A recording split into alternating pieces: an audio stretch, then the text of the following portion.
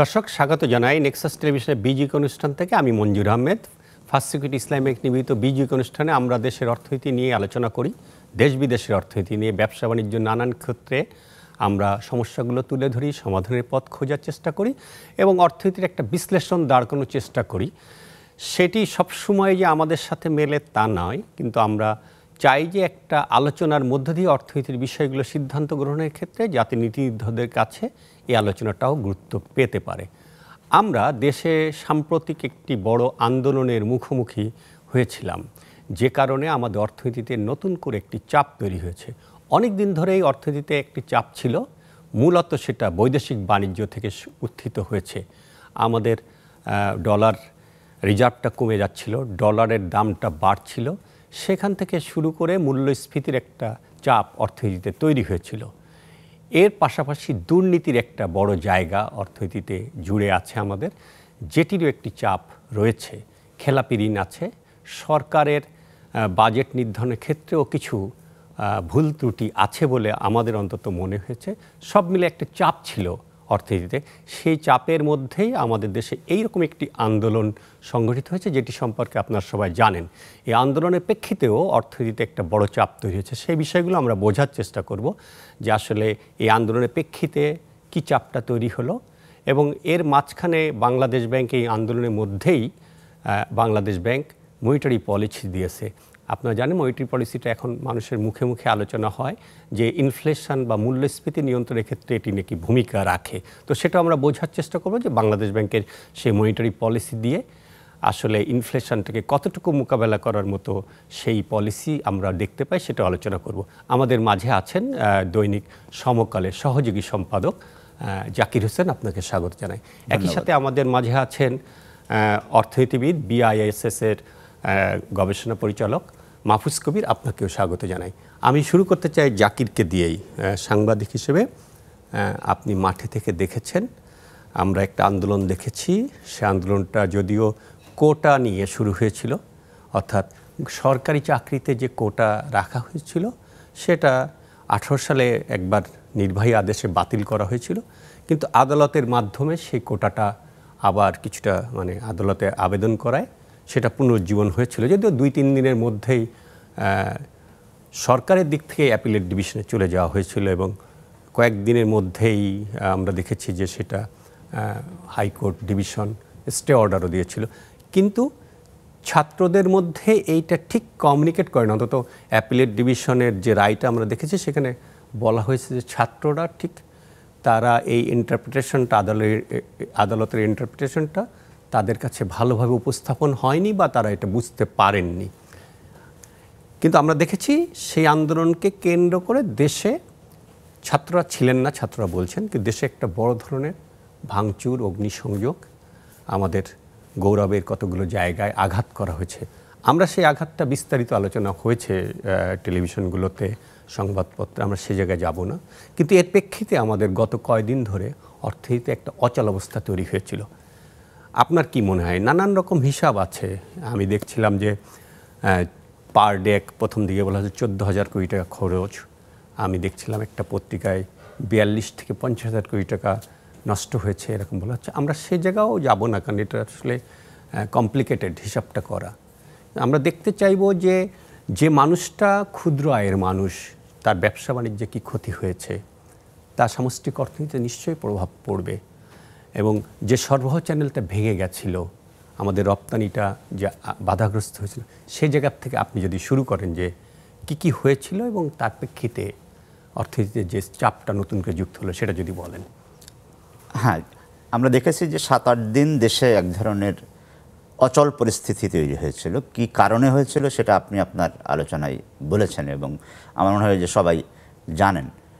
তো আমাদের আলোচনা আজকে বেসিক্যালি অর্থনীতি কেন্দ্রিক। হ্যাঁ, এখন দেখেন, অর্থনীতি বলতে আমরা শুধুমাত্র কিন্তু যে সামষ্টিক অর্থনীতি কিংবা আপনার খুব ভারী কথা এরকম কিন্তু না। অর্থনীতি প্রত্যেকটা মানুষের জীবনযাপনের সঙ্গে জড়িত। দেখেন, আপনি যদি একজন রিক্সাওয়ালার অর্থনীতি দেখেন, রিক্সাওয়ালার জীবনযাপনটা দেখেন, তো একটা দিনে একদিন কিংবা একাধিক দিন কিংবা কয়েক দিন সে যদি কাজে বেরোতে না পারে, তো তার তার কিন্তু জীবনযাপন, সে এবং তার ফ্যামিলি জীবনযাপনটা তার রিক্সা চালানোর উপর নির্ভরশীল।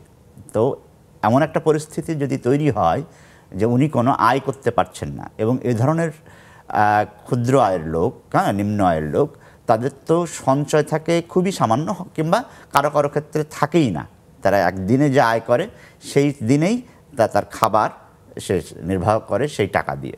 তো এরকম যদি হয় যে কয়েকদিন যদি এই জাতীয় মানুষ, আমি শুধু রিক্সাওয়ালার কথা বললাম, এই ধরনের শ্রেণী পেশার লোক বাংলাদেশে প্রচুর, তো তারা যদি কাজে বেরোতে না পারে তাহলে কি হলো, যে তার জীবনযাপনের কষ্টটা হচ্ছে প্রথমত, তাকে হয়তো তার খাবারের ক্ষেত্রে কম্প্রোমাইজ করা লাগছে, তাকে হয়তো তার পুষ্টির সাথে কম্প্রোমাইজ করা লাগছে। তাতে এটা তো একটা হিউজ লস।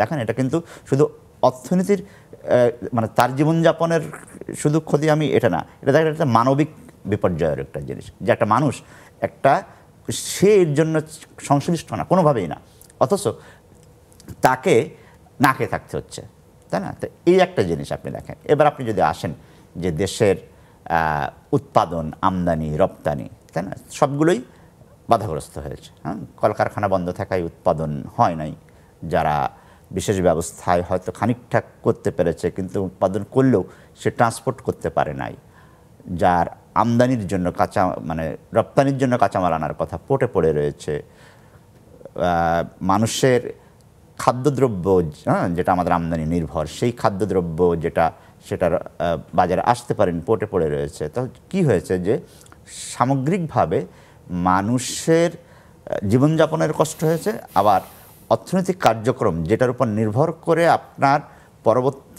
আপনার দেশের উন্নয়ন, হ্যাঁ, এবং আপনার মানুষের জীবনমান, সরকার যে আপনার টাকা খরচ করবে মানুষের জন্য, হ্যাঁ, সেটার জন্য যেমন তার রেভিনিউ লাগে, তাই না, মানে সামগ্রিকভাবে যাবতীয় অর্থনৈতিক কার্যক্রমে এক ধরনের ক্ষতি হয়েছে। আমরা আপনার কাছে ফিরবো, আমি একটু মাহফুজ কবিরের কাছে শুনে আসতে চাই। আমি বিশেষত শুনতে চাই আমাদের দেশে, আমি শুরুতেই বলছিলাম যে আপনারা সবাই একমত যে আমাদের অর্থনীতি রপ্তানি আয়, প্রবাসী আয় এবং আমদানি, এইটার যে ব্যালেন্সটা এই দুই তিনটা মিলায় হয়, এবং এবারে যে অর্থনীতির চাপটা সেটা আসলে ফরেন এক্সচেঞ্জ থেকে হয়েছে, বৈদেশিক বিনিময় থেকে হয়েছে, এবং ইনফ্লেশন, মূল্যস্ফীতির যে কথাটি আমরা বলা হচ্ছে, আমাদের বিবেচনা বা আমার বিবেচনা হচ্ছে বেশিরভাগটাই ওই বৈদেশিক বিনিময় সংক্রান্ত বিষয়ে হয়েছে। তো আমাদের যে বড় ধরনের একটা এক্সপোর্ট আছে, যেটা মূলত পোশাক শিল্প, তার সাথে কিছু লেদার, কিছু ফার্মাসিউটিক্যালস, কিছু জুটস গুডস, কিছু আরও ছোট ছোট, এই টোটালটা একটা ঝুঁকির মধ্যে পড়েছিল। অন্তত তাদের কাছ থেকে আমরা শুনি বায়াররা চলে যাচ্ছিল, বায়ারদের সঙ্গে কমিউনিকেট করা যাচ্ছিল না। পরিস্থিতিটা কিভাবে আছে এখন? কি সেটা থেকে বেরোনো গেল কতটুকু, বা কি হয়েছিল বিষয়টা একটু যদি এক্সপ্লেন করেন। হ্যাঁ, প্রায় 7 দিন কিন্তু একেবারে অচল অবস্থা ছিল, এবং সেই সময়টাতে আমরা দেখতে পেয়েছি যে আসলে কোনো ধরনের কর্মকাণ্ড সেটা হয়নি। বিশেষ করে যে বায়ারদের এখন কিন্তু সবার অফিস বাংলাদেশে আছে, এবং তারা কিন্তু দেশের ভিতর থেকেই তারা এগুলো সোর্সিং এটসেট্রা যত রকমের মিটিং আছে সেগুলো তারা করছেন। কিন্তু মূল যে সমস্যাটা হয়েছে যে এই প্রায় 7 দিনের মতো যে অচল অবস্থা, সেই সময়টাতে আসলে কোনো প্রোডাক্ট দেশের বাইরে যেতে পারেনি, মানে পোর্ট পর্যন্ত পৌঁছাতে পারেনি, পোর্ট থেকে আবার কারখানায় আসতে পারেনি আমদানি করা পণ্যগুলো। আর আমদানি আর রপ্তানি এমনভাবে লিঙ্ক যে আসলে আমরা আমদানি করছি রপ্তানির জন্য, তার কারণ সেখানে র material, intermediate good, capital machinery সেগুলো সব আছে, তো সেগুলো খালাস হয়ে কিন্তু পড়ে থাকছে পোর্টে, পরিবহনটা হতে পারছে না, আবার এই দিক দিয়ে আমাদের পণ্যটা পোর্টে যেতে পারছে না। এটা একটা দিক। আর একটা দিক হচ্ছে যে ব্যাংকিং চ্যানেলে আর কি, যে সাধারণ যে কর্মকাণ্ড যেগুলো রয়েছে, ইন্টারন্যাশনাল যে ব্যাংকগুলো আছে সেগুলো বাংলাদেশে তাদের সঙ্গে যোগাযোগ করতে পারছে না, যেহেতু কমিউনিকেশনটা নেই, মানে নেটওয়ার্ক যেহেতু ছিল না, এই সমস্ত কারণে। আর যেটা একটা ভয়ের পরিবেশ ছিল, তখন কিন্তু মানুষ আতঙ্কিত, এবং আতঙ্কিত থাকা অবস্থায় কিন্তু তারা অর্ডার প্লেস করতে পারে না, আর তারা যেহেতু কমিউনিকেটও করতে পারেনি, কী করবে না করবে এগুলো নিয়ে বড় রকম একটা ভয় ছিল। আর আরেকটা জিনিস ছিল হচ্ছে যে এই 7 দিনে কিন্তু আমাদের যে প্রোডাক্টগুলো শেলফে থাকার কথা বায়ারদের, সেগুলো তো যেতেই পারেনি, যার ফলে আমাদের যে লিড টাইম সেখানে আমরা অনেকটাই পিছিয়ে গেছি। এর মধ্যে এখন ওই যে এয়ার শিপমেন্ট যেটা হবে সেটার জন্য তো আসলে এয়ারপোর্ট পর্যন্ত যেতে হবে পণ্যটার, তো সেগুলো তো হতে পারেনি। ইন্টারন্যাশনাল ফ্লাইট শিডিউলগুলো সেগুলো অনেকটাই ড্যামেজ হয়ে গেছে। তো এই সমস্ত কারণে দেখা গেছে যে আমাদের পুরো সাপ্লাই চেইন থেকে বাংলাদেশ কিন্তু অনেকটাই বিচ্ছিন্ন ছিল এই 7 দিন। হ্যাঁ, এইটা কিন্তু এটা আন্তর্জাতিকভাবে একটা চাপ তৈরি করেছে, তার কারণ বাংলাদেশ একটা বড় সাপ্লায়ার কিন্তু এই যে আরএমজি প্রোডাক্টের ইন্টারন্যাশনাল মার্কেটে। তো হঠাৎ করে যে সব অর্ডার চলে যাবে দেশের বাইরে সেরকম নয়, যার ফলে বায়াররা অনেকটাই আতঙ্কের মধ্যে ছিলেন যে কী করবেন তারা এই সময়টাতে। এই যে ওয়ালমার্টের যে প্রোডাক্টগুলো যাবে বাংলাদেশ থেকে, তো সেটার তো একটা টাইম শিডিউল আছে।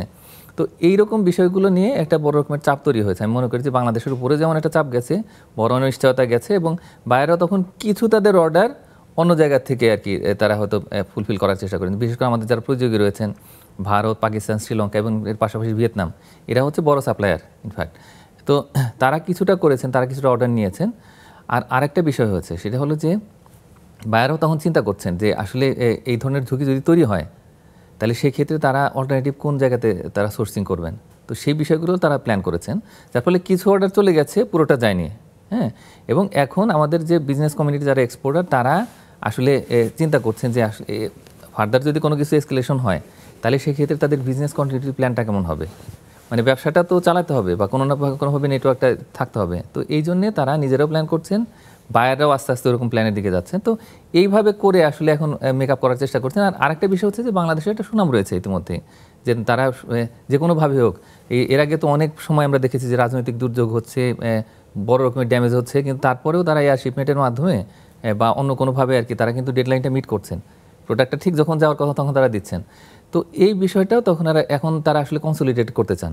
আমার এক্সপোর্টারদের সঙ্গে অনেকের সাথে কথা হয়েছে, বিটিএমএ যারা অ্যাসোসিয়েশনের যারা হচ্ছে টেক্সটাইলটা প্রডিউস করে, তারাও নিজেরা একটা প্ল্যান করছেন যে কীভাবে আসলে এই মানে দুর্যোগগুলো মোকাবেলা করতে পারেন। তো এইভাবে করে মেকআপ করার চেষ্টা করা হচ্ছে, কিন্তু ইমেজের একটা ক্রাইসিস হয়ে গেছে, আমাদের এটা স্বীকার করতে হবে।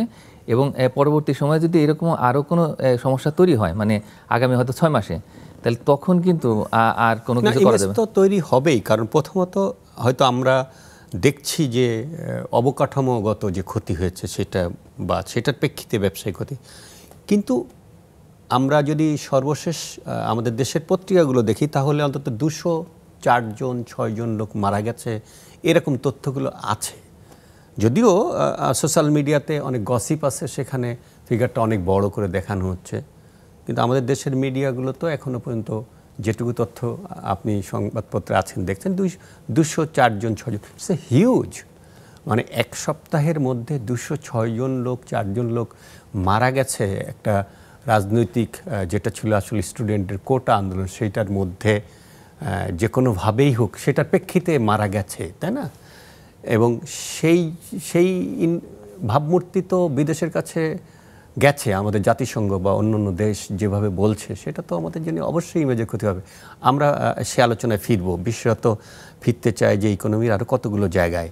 আমি জাকির কাছে প্রথম বুঝে আসতে চাই যে আমরা যদি ভাগ করি আমাদের অর্থনীতিকে, শিল্পটা আমরা শুনলাম কিছুটা, আপনি আমাদের কৃষি সম্পর্কিত বলেছেন, কিছুটা এখনো বাকি আছে, শ্রমজীবী মানুষের কথা। কৃষিতে আমরা একটা ক্ষতির মুখে পড়েছি সরবরাহ চ্যানেল ভেঙে যাওয়ার কারণে। সেবাটাও শুনতে চাই যে সেবা খাতে কী ধরনের প্রবলেম ছিল। আপনি যদি একটু কৃষিটা যদি বলেন, কৃষি আমি দেখেছি যে সাপ্লাই চেন বন্ধ হওয়ার কারণে অনেক জায়গায় দামটা একদমই পাচ্ছে না। কৃষি পণ্য আপনার পরিবহন না হতে পারাটা তো মনে করেন যে অনেক ক্ষেত্রে নষ্ট হয়ে গেছে বেশ কিছু পণ্য। হ্যাঁ, সব পণ্য তো আর আমাদের দেশে কোল্ড স্টোরেজ সিস্টেম নাই, এ হচ্ছে এক। অনেক ক্ষেত্রে দেখা গেল যে সে সস্তায় বিক্রি করতে বাধ্য হয়েছে কৃষক, কিংবা কৃষকের কাছ থেকে পরবর্তী স্টেজে যে কিনলো, তাই না? এরকম একটা জিনিস গেছে। রাজধানী কেন্দ্রিক ঢাকার বাইরের থেকে যে পণ্য পরিবহন, সেটা তো বন্ধ হয়েছিল। এবং সারা দেশে, শুধু কিন্তু রাজধানী না, একটা আন্তঃজেলা পরিবহনের ক্ষেত্রেও আমরা সমস্যা দেখেছি। ব্রেকে যেতে চাই, তো ফিরে এসে সেবা খাত নিয়ে আলোচনা করব। দর্শকের সঙ্গে থাকুন, ফিরে আসছি কিছুক্ষণ পর।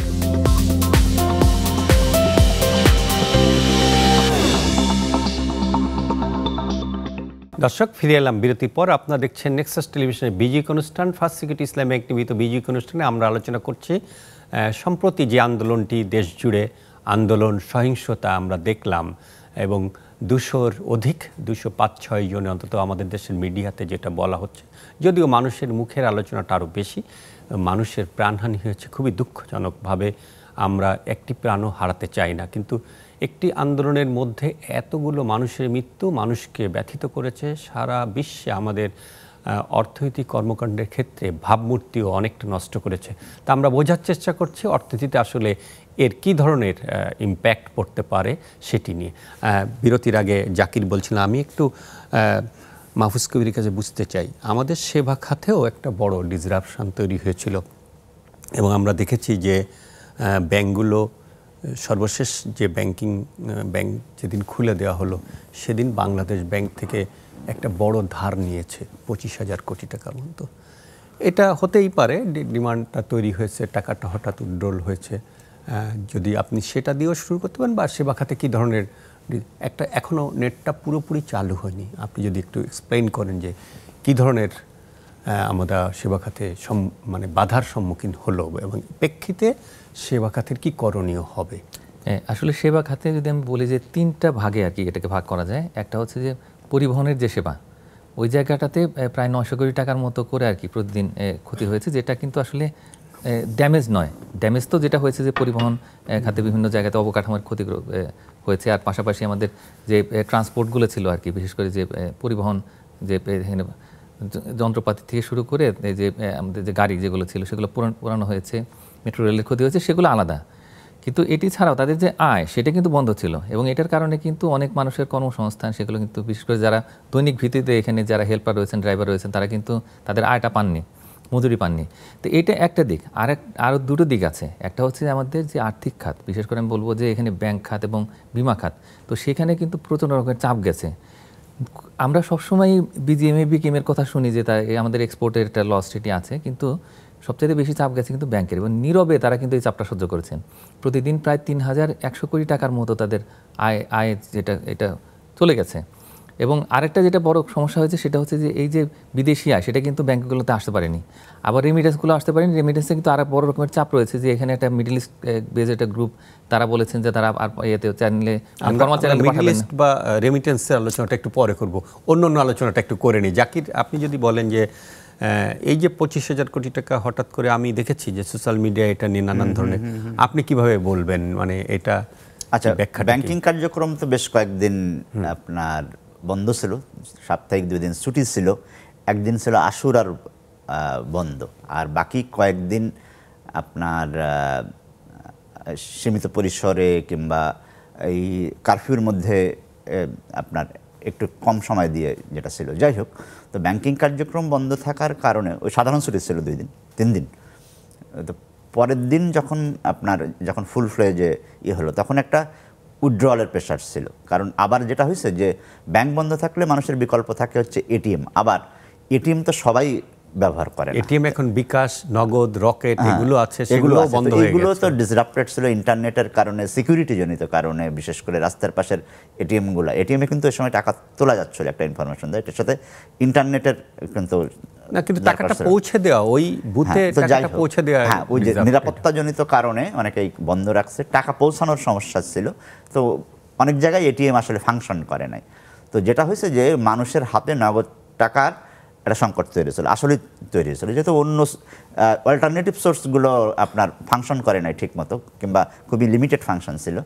তো যখনই এটা হয় তখন ব্যাংক থেকে আপনার ব্যাংক শাখায় গিয়ে টাকা উইথড্রলটা বেড়ে যায়। তারপরে দেখা যায় যে এইটার প্রেক্ষিতে এখন কিছু ব্যাংকের ক্ষেত্রে নর্মালি কি হয় যে প্রত্যেকটা ব্যাংকের কিন্তু সে ব্যাংকটা যতই সলভেন্ট ব্যাংক হোক, মানে ভালো ব্যাংক হোক, ওনাকে যে প্রচুর টাকা নগদে রাখতেই হবে তা কিন্তু না। নগদ টাকা রাখার কিন্তু একটা বিষয় আশায় আছে, নিয়মকানুন আছে, সেটা আলাদা আলোচনা। হ্যাঁ, তো এক্ষেত্রে দেখা গেল যে একটা ভালো ব্যাংকেরও কিন্তু সংকট হতে পারে, তার বাজার থেকে ধার নিতে হতে পারে, বাংলাদেশ ব্যাংক থেকে ধার নিতে হতে পারে। তো সেরকম একটা পরিস্থিতি। আবার ব্যাংকিং খাতে কিছুদিন ধরেই কিন্তু লিকুইডিটির উপর একটা প্রেশার আছে। জিনিসটা হচ্ছে 2টা, একটা হচ্ছে তাৎক্ষণিক একটা প্রেশার তৈরি হয়েছে এই কারণে, আর একটা হচ্ছে কিছুদিন ধরে একটা তারল্যের উপরে চাপ আছে কিছু ব্যাংকে। তো 2টা সমষ্টিগতভাবে এই ধারের পরিমাণটা বাড়িয়ে দিচ্ছে। যদিও ধারটা একটা কমন, কিন্তু এটার একটা জিনিসটা আছে যে আপনার লিকুইডিটির প্রেশারটা যদি 2-4টার মধ্যে সীমাবদ্ধতা না হয়ে যে একটু বেশি বেশি ব্যাংক হয়ে যায়, তখন কিন্তু আবার একটু টেনশন হয়ে দাঁড়ায়। হ্যাঁ, সো এইটার আলোচনাটা আরও বিস্তৃতভাবে করা যায়, কিন্তু ফ্যাক্ট হচ্ছে এই যে 2টা মিলে আরো একটা আতঙ্ক ছিল মানুষের কাছে যে কারফিউটা শিথিল করেছে অল্প সময়ের জন্য, আবার বাড়বে কিনা মানুষের মধ্যে। যেমন পরশুদিনই একটা, মানে আমরা বৃহস্পতিবার একটা আলোচনা শুনছিলাম যে শুক্রবারে মসজিদ থেকে আবার কিছু না হয়। সো মানুষের মধ্যে কিন্তু একটা ভীতি পুরোপুরি কেটে গিয়েছিল সেটা আমরা বলতে পারবো না। এখন এসে হয়তো বলতে পারবো যে অনেকটা স্বস্তি, অনেকটা মানুষ অনেকটা শান্ত, বা তার যে আতঙ্কের মধ্যে ছিল সেটা অনেকটা কেটেছে। কিন্তু শেষ ব্যাংকিং যেদিন হয়েছে সেদিন তো মানুষের মধ্যে এই ভীতিটা ছিল যে আবার নতুন করে কোনো সংখ্যা আসে সো কিনা। তো উইথড্রয়ালের পরিমাণ সেটা তো নগদ টাকা যা সাধারণ সময়ে যে পরিমাণ সে রাখে তুলে, ওই সময় হয়তো সে মনে করেছে যে আমার একটু বাড়তি রাখা দরকার যদি আবার কোনো কিছু হয়। এই ধরনের অনিশ্চয়তা মানুষের মধ্যে আছে। এটাই কিন্তু অর্থনীতির আলোচনায় আমি মনে করি যে এটাই হচ্ছে অনিশ্চয়তাই হচ্ছে অর্থনীতির সবচেয়ে বড় শত্রু। সবচেয়ে বড় মানুষ যখন কোনো কিছু প্রেডিক্ট করতে অনিশ্চয়তায় ভোগে যে কি হবে আমি জানি না, তখনই কিন্তু নানান ধরনের তৎপরতা শুরু হয়ে যায় যেটা অর্থনীতির জন্য ক্ষতিকর। যে যেমন বেশি টাকা তুলে রাখা। মাহফুজ কবিরে, আপনার যদি এই বিষয়ে কোনো কিছু অ্যাড করার থাকে তা না হলে আমরা পরের টপিকে চলে যাব। আপনি কথা বলতে বলতে আমি চলে গেছিলাম। হ্যাঁ, না এখানে আসলে এটা খুব একটা চিন্তার বিষয় যে আমরা যখন দেখি কি যে হয়তো পেঁয়াজ আসবে কি আসবে না বাজারে, এখন স্টক আছে কি নেই সেটা কিন্তু চিন্তা করে না মানুষ। যখনই দেখে যে আসলে একটা এমবার্গো হচ্ছে ভারত থেকে, তখনই কিন্তু মানে মজুদ যদি থাকেও তারপরে জিনিসের দাম বেড়ে যায়, তখন মানুষ হুমড়ি খেয়ে পড়ে বাজারে ওই পণ্যটা নেওয়ার জন্য। তো এটাই আসলে হয়েছে টাকার ক্ষেত্রে, যে হঠাৎ করে 25,000 কোটি টাকা কেন দরকার হবে, এখানে হয়তো 5,000 কোটি টাকা বা 10,000 কোটি টাকার দরকার হতো। এই চাপটা কিন্তু এই যে কল মানি রেট বেড়ে গেছে, এবং আসলে ব্যাংকের যে অপারেশনাল কস্ট এটা কিন্তু অনেক বেড়েছে হঠাৎ করে এইটার অতিরিক্ত টাকার চাহিদার কারণে। এবং এই যে অনিশ্চয়তা, সেই অনিশ্চয়তাই কিন্তু আসলে আমাদেরকে একটা নির্দেশ করছে যে আমরা একদিক দিয়ে আসলে মুদ্রানীতি তৈরি করছি একরকম করে চিন্তা করে, আবার অন্যদিকে এই ধরনের যে সমস্ত ঘটনা, এই ঘটনাগুলো কিন্তু আসলে অতিরিক্ত চাপ তৈরি করছে। আমি যদি আপনার সঙ্গে আরেকটু অ্যাড করি যে 5 দিন বা যে কয়দিন ব্যাংক বন্ধ থাকলো, প্রতিদিন কিছু উইথড্রল হতো, কিছু জমা হতো। তো এই 5 দিনে জমাটাও তো হয়নি, উইথড্রল তো কিছু হয়েছে, ধরেন এটিএম বুথ টুথ সেসব জায়গা থেকে হয়েছে। তো 5 দিনের জমা হয়নি, মানুষের মধ্যে অনিশ্চয়তা আছে, আতঙ্ক আছে।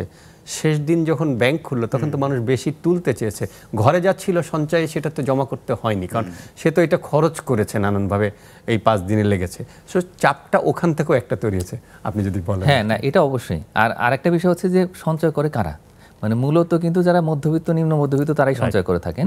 তো তাদের সঞ্চয়টা কিন্তু কিছুটা কমে গেছে, তার কারণ জিনিসপত্রের দাম কিন্তু অনেক বেশি ছিল বাজারে, বিশেষ খাদ্যপণ্যের দাম হঠাৎ করে আকাশচুম্বী হয়ে গেছে, দ্বিগুণ হয়ে গেছে।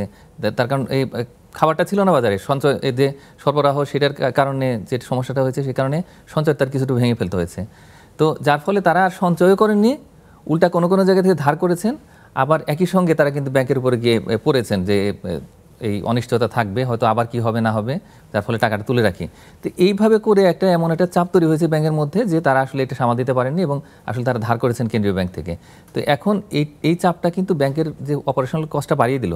তাতে যেটা হবে আমি মনে করি যে যেহেতু সুদের হারটা একই রকম থাকবে, যদি থাকে, তাহলে সেই ক্ষেত্রে আসলে এটার চাপ গিয়ে পড়বে ফাইনালি কিন্তু যারা ঋণ নিচ্ছেন তাদের উপরে। মানে আলটিমেটলি আমানতের যে সুদের হার সেটা কিন্তু হয়তো বাড়বে কমবে এরকম হবে না, কিন্তু যখন আমাদের যে শিল্প ঋণ, কৃষি ঋণ বা যে অন্যান্য যে সমস্ত খাতের যে রিয়েল এস্টেট, তো তাদের ক্ষেত্রে হয়তো সুদের হারের কিছুটা অ্যাডজাস্টমেন্ট হতে পারে। কিন্তু তাৎক্ষণিক 25 কোটি টাকা আমার মনে হয় যে আবার অল্প 2-3 দিনের মধ্যে বা কয়েকদিনের মধ্যে 25,000 কোটি টাকা, হ্যাঁ সেটা বোধহয় কয়েকদিনের মধ্যে ট্রানজাকশনের মধ্যে এটা অ্যাড হবে। কিন্তু যেটা হয়েছে মূল সমস্যাটা হচ্ছে কি যে এর মধ্যে কিন্তু মূল্যস্ফীতি বেড়ে গিয়েছিল, যার ফলে সঞ্চয়ের একটা অংশ কিন্তু চলে গেছে ওইদিকে, মানে খরচটা অতিরিক্ত হয়েছে, যার ফলে সঞ্চয়টা কম, যার ফলে আমানতটাও কম। এবং এটার যে একটা চক্র, সেই চক্রটা শর্ট টার্মে একটা ডিস্টারবেন্স তৈরি করবে ফাইন্যান্সিয়াল সেক্টরে, এটা আমার কাছে মনে হয়। আমরা আবার আলোচনায় ফিরবো, তবে তার আগে একটা বিরতি যেতে হবে। দর্শক সঙ্গে থাকুন, ফিরে আসছি কিছুক্ষণ পর।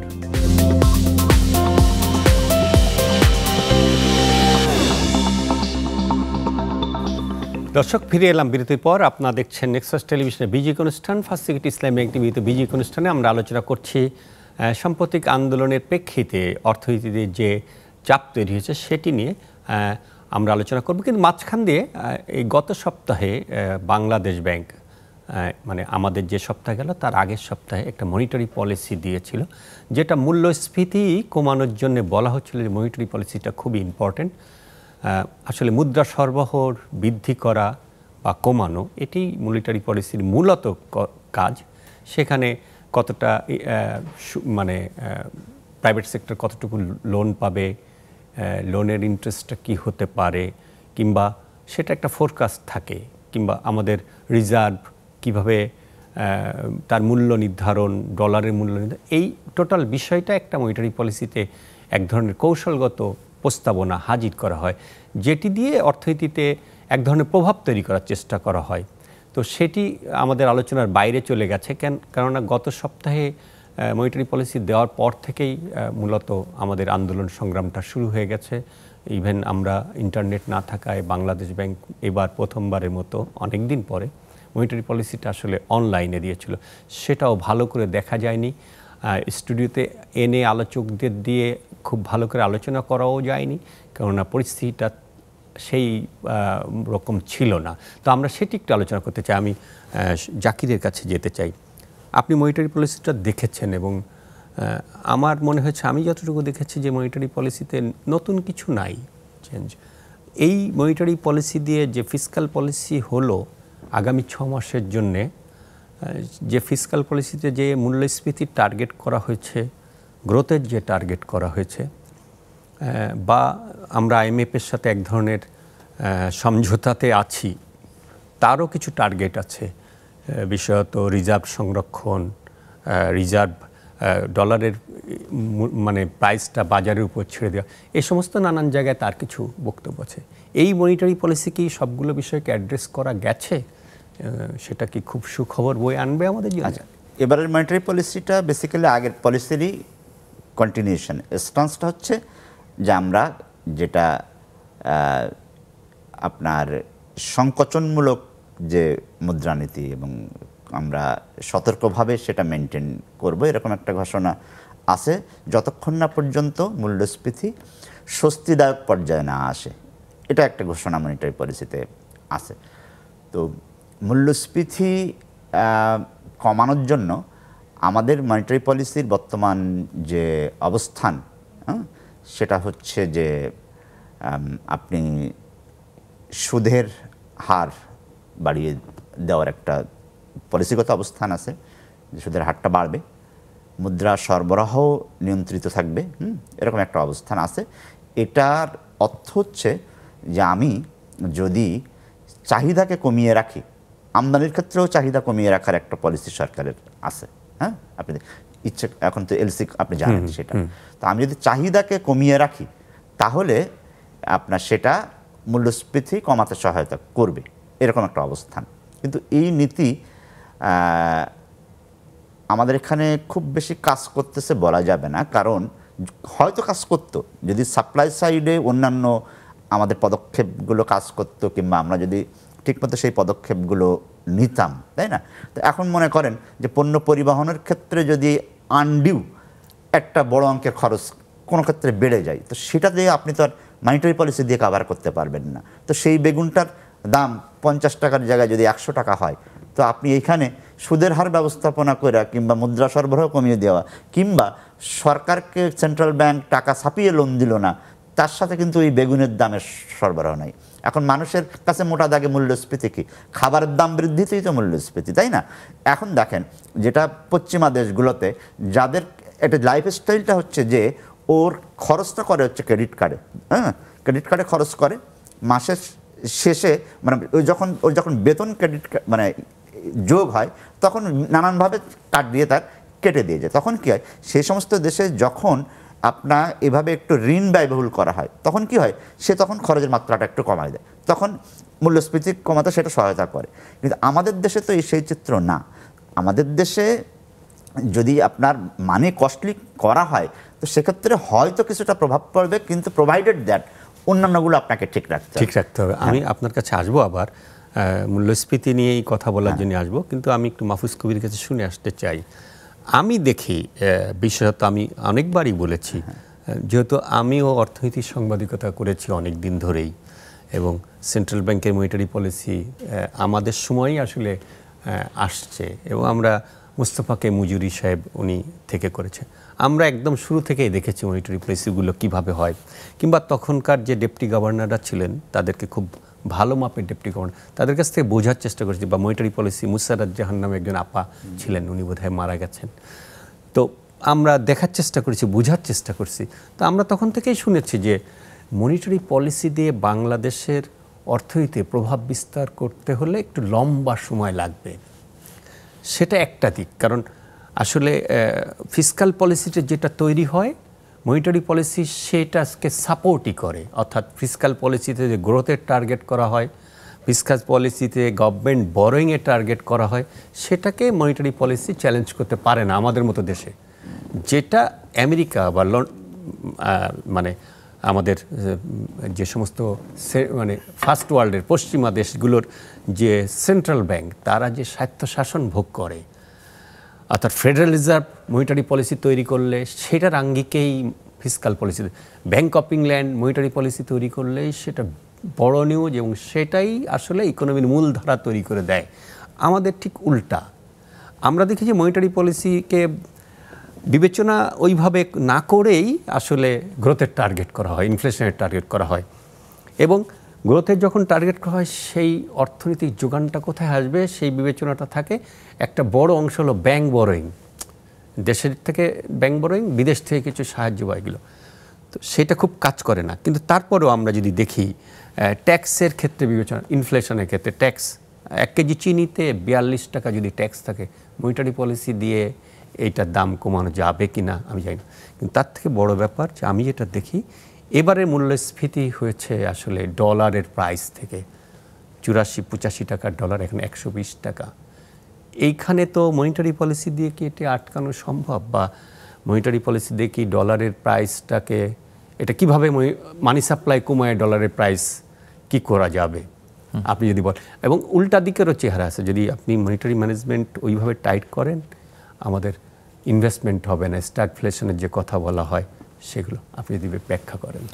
এখানে 3টি বিষয় আছে। একটা হচ্ছে আপনি অলরেডি বলেছেন যে আসলে এখানে বিনিয়োগের যে দিকটা সেটা আমরা কিভাবে দেখছি, আসলে বিনিয়োগটাকে এনকারেজ করছে কিনা আমাদের এই মনিটারি পলিসি দিয়ে, সেটা একটা চিন্তার বিষয়।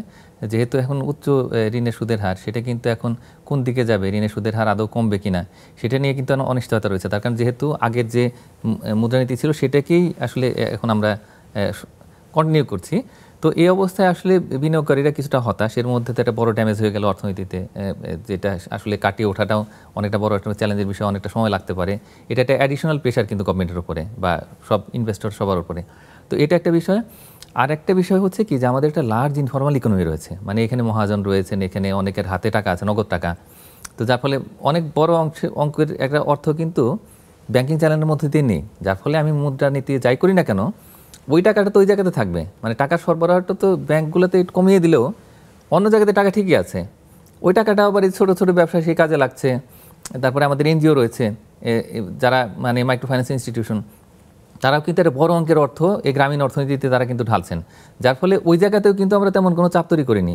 ওইখানে সুদের হারটা ওইরকমই আছে, ব্যাংকে সুদের হার বেড়ে গেছে ঠিকই, কিন্তু এই যারা ক্ষুদ্র উদ্যোক্তা যারা এনজিও থেকে ঋণ নিচ্ছেন তাদের কিন্তু সুদের হার বাড়েনি, যার ফলে এখানে কিন্তু একটা ইমব্যালেন্স রয়েছে। এই কারণে আমি মনে করি যে আসলে এটার বাজারে তেমন একটা প্রভাব হয়তো তৈরি হবে না, এবং ডলারের দাম যদি আরেকটু কিছুটা বাড়ে তাহলে দেখা যাবে যে আরও মূল্যস্ফীতি বেড়ে যাচ্ছে, পরিবহন খরচটা হয়তো বাড়বে। ওইদিকে আবার আমাদের কিন্তু প্রতি মাসেই এটা অ্যাডজাস্টমেন্ট হচ্ছে, একটা আমাদের ইউটিলিটি যেগুলো রয়েছে বিশেষ করে জ্বালানি, বিদ্যুতের, গ্যাস, এগুলোতে কিন্তু এক ধরনের অ্যাডজাস্টমেন্ট হচ্ছে প্রাইসে। তো সেটার কারণেও কিন্তু আসলে এই মূল্যস্ফীতির উপর একটা প্রভাব সেটা থাকবে।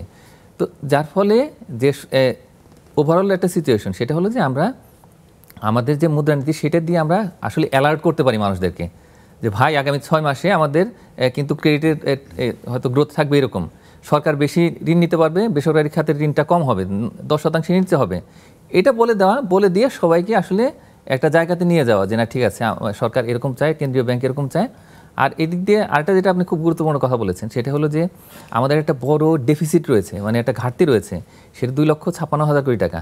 আর যে ডিসরাপশনটা হয়ে গেল তো সেটা একটু ফাইন্যান্সিং করার জন্য সরকারকে আরও কিছুটা ঋণ নিতে হতে পারে। তো যার ফলে যেটা হবে যে আলটিমেটলি আমাদের এই অতিরিক্ত সরকারি ঋণ এবং একই সঙ্গে যে যদিও বলা হচ্ছে যে না আসলে অতটা বেশি বাজেট বাড়েনি, কিন্তু আপনি একটু খেয়াল করলে দেখবেন যে 7,10,000 কোটি টাকার মতো কিন্তু রিভাইজ বাজেট ছিল, সেখান থেকে জাম্প করে কিন্তু 7,97,000 কোটি টাকার একটা বাজেট হয়েছে, যেটা আমাদের এই বাজেট। তো যার ফলে এক্সপানশন কিন্তু কম নয়, যার ফলে সম্প্রসারণ কিন্তু হচ্ছে যে সরকারের দিক থেকে ব্যয়ের।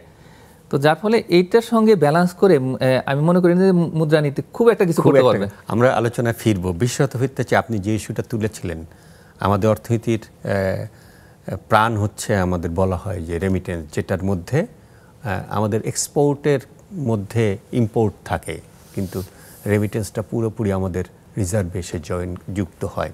এবং আমরা বলছিলাম যে আমাদের এইবারের অর্থনীতির যে মন্দা তৈরি হয়েছে সেটা মূলত বৈদেশিক আয় বা বৈদেশিক যোগান থেকেই তৈরি হয়েছে, আমাদের আয় ব্যয়ের ব্যালেন্সের জায়গা থেকে। সে আলোচনাটা করতে চাই। বিশেষত এই সাম্প্রতিক আন্দোলনের মধ্যে আমরা দেখেছি যে মিডল ইস্টে, বিশেষত আরব আমিরাতে একটা বড় দুর্ঘটনাই বলবো, আমাদের জন্যে খারাপ সংবাদই বলবো, সেরকম একটি ঘটনা ঘটেছে এবং নানান জায়গায় নানান রকম সেটি আলোচনা করব। তবে তার আগে একটা বিরতি যেতে চাই। দর্শক সঙ্গে থাকুন, ফিরে আসছি কিছুক্ষণ পর।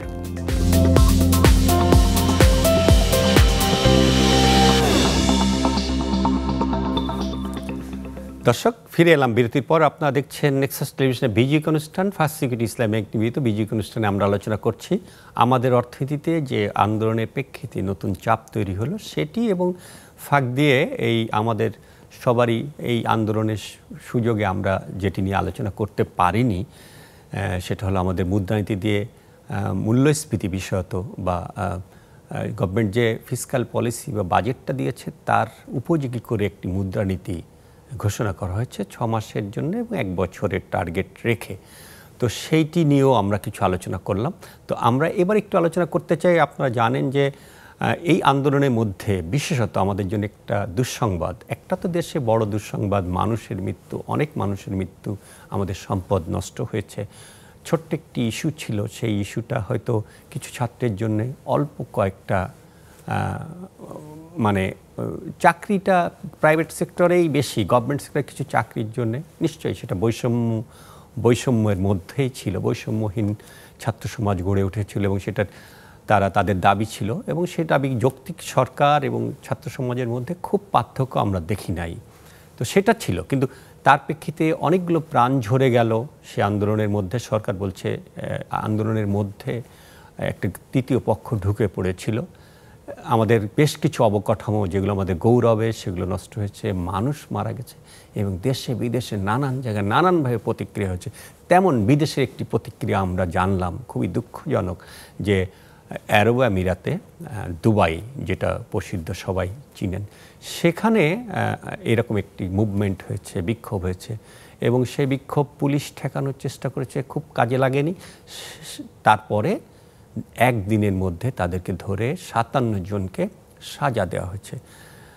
3 জনকে যাবজ্জীবন, একজনকে 11 বছর আর বাকিদেরকে 10 বছর করে সাজা দেওয়া হয়েছে এবং তাদেরকে সাজা শেষে দেশে পাঠিয়ে দেওয়া হবে। আলোচনা এসেছিল যে বাংলাদেশ থেকে আর কোনো শ্রমিক নেওয়া হবে না। তো এটি আমাদের অর্থনীতির সঙ্গে একটা বড় বিষয়। আমাদের অর্থনীতির বৈদেশিক মুদ্রা আয়ের বড় জায়গা হচ্ছে রেমিটেন্স, সেখানে এক ধরনের প্রতিক্রিয়া হবে বা আমরা সেটা আশঙ্কা করছি। সেই আলোচনাটা আমরা একটু বোঝার চেষ্টা করব। জাকির, আপনি আমরা একসাথেই এই বিষয়গুলো, অর্থনীতির নানান বিষয়ে কাজ করেছি, বিশেষত যারা ব্যাংক নিয়ে সাংবাদিকতা করে তারা এই বিষয়গুলোকে জানেন। আমাদের এক সময় মিডল ইস্ট আমাদের রেমিটেন্স আয়ের বড় জায়গা ছিল এবং সেখানে আরব আমিরাতের একটা বড় ভূমিকা, এখনো বড় জায়গা, কিছুটা চেঞ্জ হয়ে আমেরিকায় গেছে।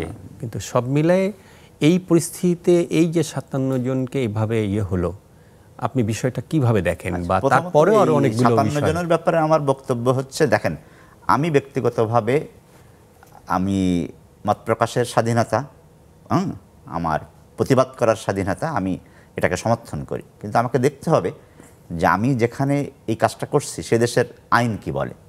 সে দেশের আইন যদি যেভাবে পারমিট করে আমি সেভাবেই করব। শুধু সে দেশে না, আমি আমার দেশের ক্ষেত্রেই তাই। আমি একটা মুভমেন্টে যাব, আমি একটা অধিকারের জন্য আমি আন্দোলন করব কিংবা আমি অধিকারের পক্ষে আমি বলবো। তো সেটা তো আপনাকে প্রথমত হচ্ছে যে সেইটার আইনটা মানতে হবে। আপনি অধিকার রক্ষা করার জন্য হঠাৎ করে একজনের উপরে তো আক্রমণ করতে পারেন না। মানে আমার মেসেজটা হচ্ছে এরকম। সেটা আমি আমাদের আন্দোলনের ক্ষেত্রে আমি সব পক্ষের ক্ষেত্রেই আমার বক্তব্য তাই। এখানে তো কয়েকটা পক্ষের একটা সম্মিলিত অবস্থানের কারণে, সম্মিলিত নানান তৎপরতার কারণে এই জিনিসটা হইল। তা আমি সবসময় মনে করি যে আপনি যাই করেন আপনি মানে আইন মেনে করেন, তাই না?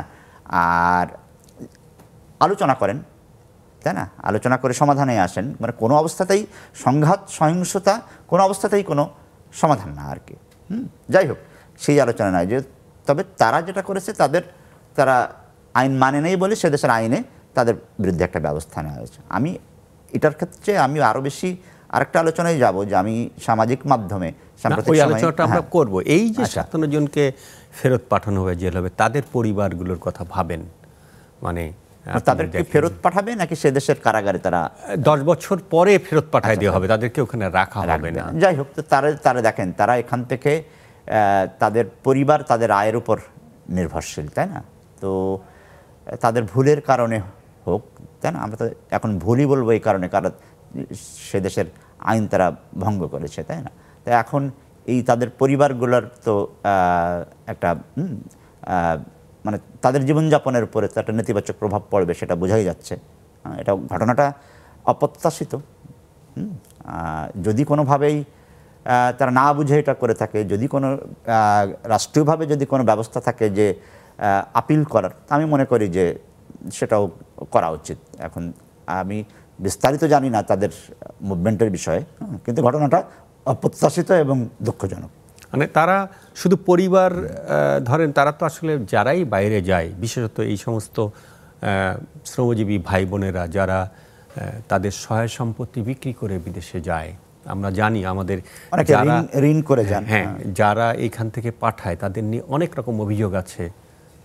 ইন্ডিয়া থেকে গেলে কয় টাকা লাগে, বাংলাদেশ থেকে গেলে কত টাকা বেশি লাগে বাংলাদেশে, এবং এই যে মানব মানে বাইরে নিয়ে যাওয়ার ক্ষেত্রে আমরা বরাবরই শুনি যে নানান রকম।